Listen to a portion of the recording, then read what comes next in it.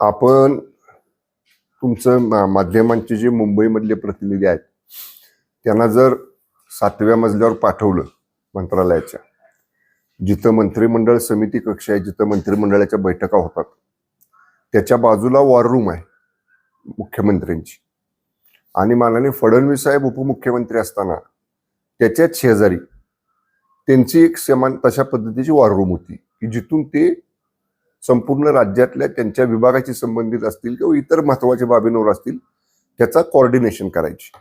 ह्याच्यात नवीन काही झालेलं नाही. ती जसं उपमुख्यमंत्री फडणवीस साहेब असताना ते ज्या दालनामधनं बसून 7व्या मजल्यावर ह्या सगळ्या गोष्टीवर स्वनियंत्रण करायचे, तेच दालन आदरणीय शिंदे साहेबांच्याकडे आलेलं आहे. त्याचं नव्यानं नूतनीकरण म्हणजे दुरुस्ती करणं याच गोष्टी फक्त त्या ठिकाणी केलेल्या आहेत. आणि तिथंच बसून आदरणीय एकनाथजी शिंदे साहेब सर्व विभागांचा आढावा घेत असतात.